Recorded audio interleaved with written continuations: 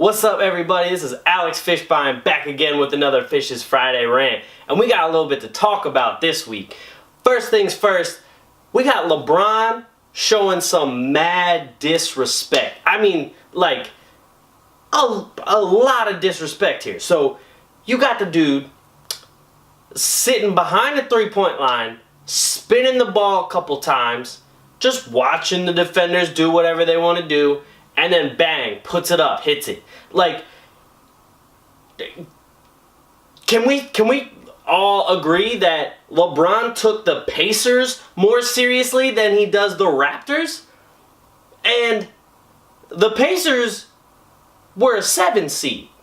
The Raptors are a 3 seed. The Raptors are technically the better team.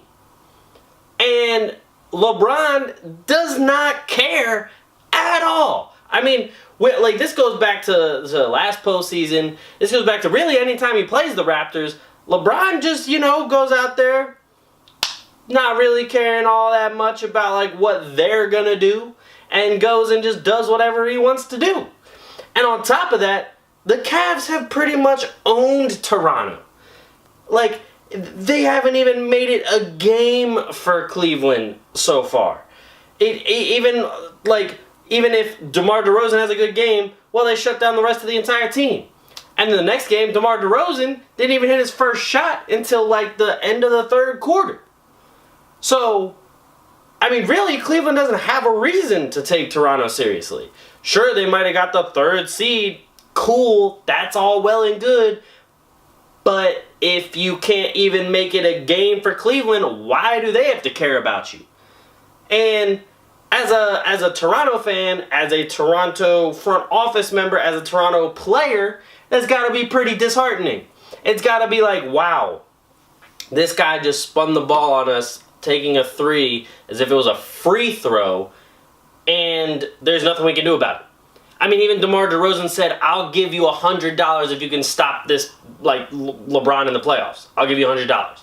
And, obviously that's what everyone's thinking, like, no one can stop LeBron in the playoffs. But as the opposing team, that's not exactly something you just go out and say. That's pretty much admitting defeat. That's like, hey, we can't guard him. Anybody else can? Anybody? I mean, I'm asking for a friend. No, that's not what happens here.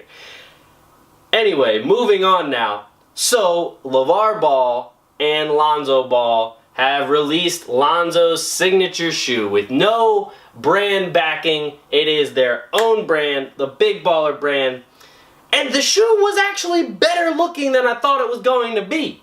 I thought the shoe was going to look like, like trash cans for your feet. And, they made it look like some knockoff Kobe's. So, it's better than some trash cans. But then they go and charge $495 for it. Then LeVar Ball tweets, if you can't afford these, then you're not a big baller. That's not how this works. If people aren't a big baller because they can't afford your knockoff shoes, then fine, I'm not a big baller. I don't care. I'm not wasting more than I pay for rent on some shoes that I can get for $100-some on Nike's website. Why would I do that? Why would I care? Why would I want to buy a shoe for an unproven player, a player who hasn't been drafted, a player who hasn't... Me and Lonzo Ball got the same NBA stats right now. So if I throw out a signature shoe, are people supposed to buy that? No, not at all. Do you see any of these other kids saying, hey, we got a signature shoe and we're throwing it out right now? No. And now let me say, though, I respect the hustle. I respect the fact that he's trying to do his own brand. But there are much better ways to go about this. Now, you can also bring up the counter argument of no press is bad press. So while everyone's ripping him, while everyone's ripping the price, ripping the shoes, they still have the Ball family's name, the Big Baller brand name, out there on the Twitter streets, like everyone's texting it. They're like, have you seen these shoes?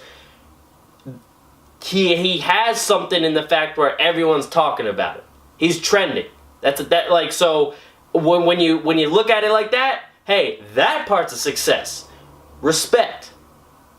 But taking it back to that, that's still stupid. Taking it back to the price where kids are supposed to buy these shoes?